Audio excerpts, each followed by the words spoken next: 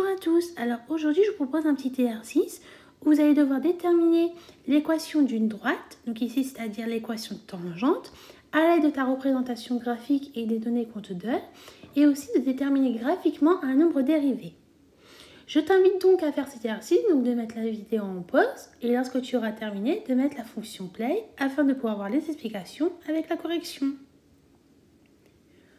Je suppose que tu as eu le temps de faire cet exercice, donc nous allons pouvoir corriger cela ensemble. Alors, on nous dit qu'on considère une fonction f dérivable sur l'ensemble des réels, dont la représentation graphique CF est donnée ci-dessous. Le point A, qui a pour coordonnée 0, 2, appartient à cette courbe et la tangente TA à CF au point A passe également par le point B de coordonnée 2, 0. La première question qu'on nous demande de faire, c'est de déterminer l'équation de la droite TA, c'est-à-dire l'équation de tangente, au point d'abscisse A. Donc, on voit quoi? On voit que notre représentation graphique, qui est en bleu, c'est notre courbe F. La représentation ici, là qu'on a en rouge, c'est notre droite, donc c'est-à-dire notre tangente au point d'abscisse A. Donc, pour déterminer une équation de droite, comme tu sais, tu avais déjà vu ça au collège et aussi en seconde. Je te fais un petit rappel. Une équation de droite, c'est sous la forme de y est égal à ax plus b. D'accord?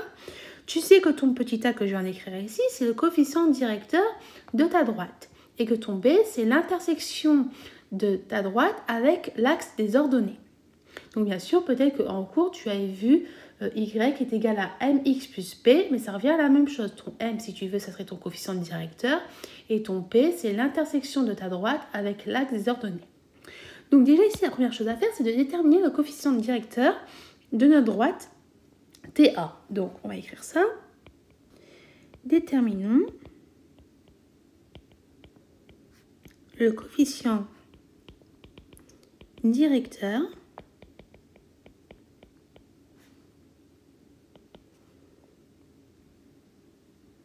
d'accord?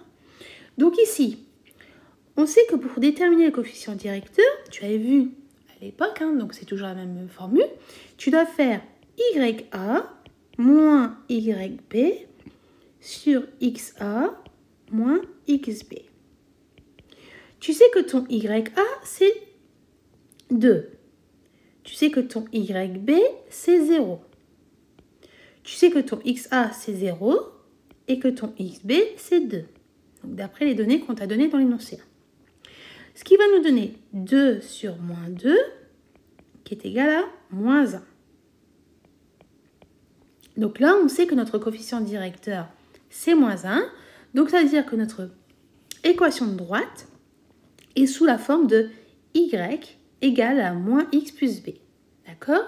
Donc là, on sait que y va être sous la forme de moins x plus b. Mais on sait quoi d'autre? On sait que d'après notre représentation graphique, on peut déterminer notre petit b. Pourquoi? Parce qu'on a dit que le petit b, ça correspond à l'intersection de notre droite avec l'axe ordonné. Tu remarques quoi? Tu remarques l'intersection, elle est ici. Donc ça veut dire que notre petit b ici est égal à 2. Donc, on peut conclure notre équation de droite. Donc là, je vais écrire déterminons b. Et donc, à l'aide de notre représentation graphique,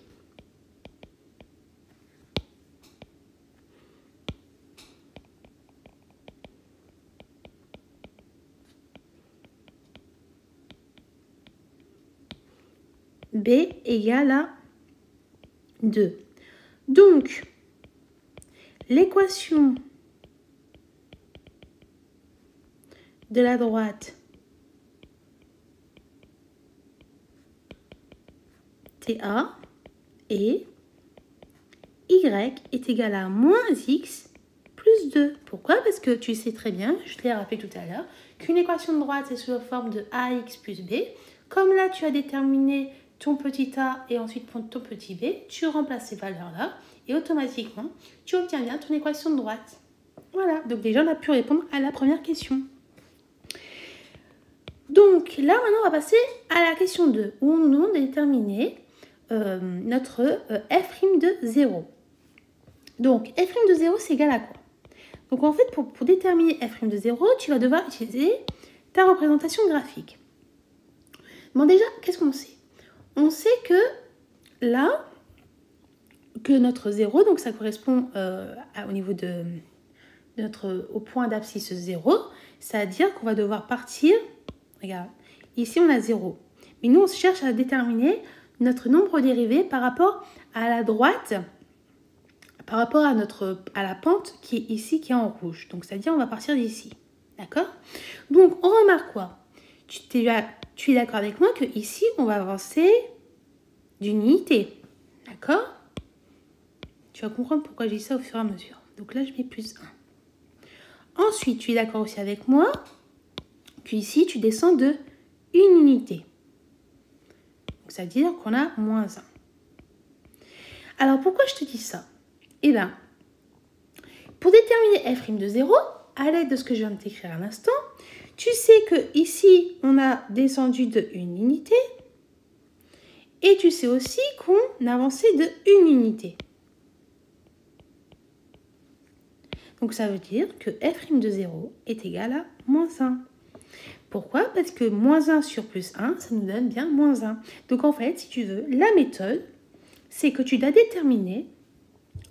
En fait, tu dis combien tu avances d'unités et combien tu descends d'unités par rapport à la pente. Donc, ici, c'est à droite TA, pour déterminer ton nombre dérivé.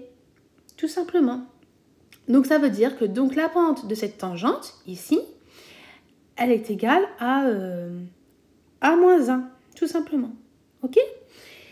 Voilà, donc j'espère que tu as compris comment déterminer graphiquement un nombre dérivé, comment aussi déterminer, donc là c'était plus un rappel pour l'équation de droite, donc j'espère que tu t'es souvenu, que tu t'es rappelé comment faire pour déterminer une équation de droite.